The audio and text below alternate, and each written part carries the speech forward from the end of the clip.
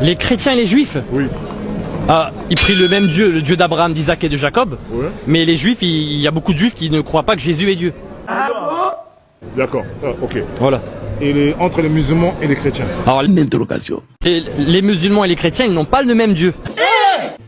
Oh mais putain! Le Coran dit que qu'on a le même Dieu, que Allah dit qu'on a c'est le même Dieu, c'est faux.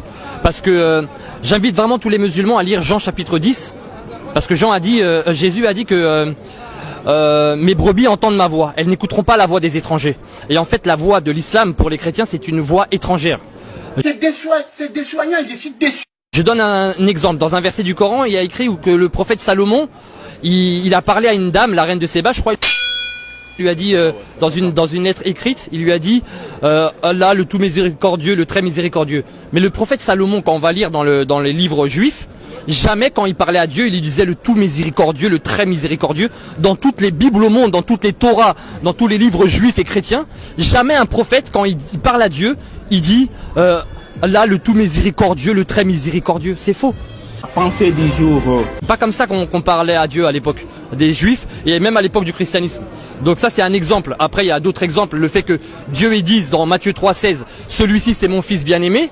Ah ouais? Oui, dans Matthieu 3,16 c'est Dieu lui-même qui dit que c'est mon fils. Et d'ailleurs le Coran dit apportez votre livre si vous êtes véridique. On vous apporte Matthieu, on est véridique. Parce qu'on vous apporte Matthieu chapitre 3 verset 16.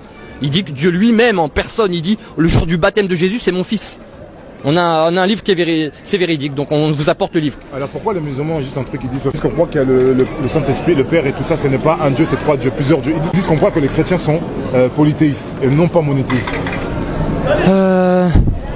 En fait, Jésus a dit moi et le Père nous sommes un. Jésus a dit dans Apocalypse chapitre 1 verset 17, je suis le premier et le dernier. Et dans la sourate 53 verset 7 je crois, si je me trompe pas, Allah dit je suis le premier et le dernier. Jésus dit je suis le premier et le dernier dans Apocalypse et Allah dit dans le Coran je suis le premier et le dernier. Donc on voit bien que Jésus dans Apocalypse 1,17 il est Dieu. Zombie. Parce que le premier et le dernier Dieu le dit dans le livre du prophète Ésaïe. Jésus a dit moi et le Père nous sommes un. Jésus est Dieu et il y a beaucoup de versets dans la Bible qui pourront vous montrer et vous révéler la divinité de Jésus-Christ et même dans le Coran. Pourquoi? Allah permet dans le Coran à Jésus-Christ de créer. La création n'appartient qu'à Dieu. Jésus peut créer des oiseaux et donner la vie aux oiseaux. Dans ce cas-là, il a une caractéristique qui est divine que aucun prophète, ni Moïse ni Abraham, n'a. Il n'y a que Jésus qui peut donner la vie par la permission de Dieu, d'accord? Est-ce que Jésus c'est le prophète, enfin le Dieu, est-ce que c'est le prophète le plus puissant de ce qu'il y a jamais eu dans l'histoire? Philippiens chapitre 2, à partir du verset 8, je pense. C'est le verset que les musulmans n'apprennent pas par cœur, et que j'invite les musulmans à apprendre par cœur. Car il a été obéissant jusqu'à la mort, même jusqu'à la mort de la croix. C'est pourquoi Dieu l'a souverainement élevé et lui a donné le nom qui est au-dessus de tous les noms.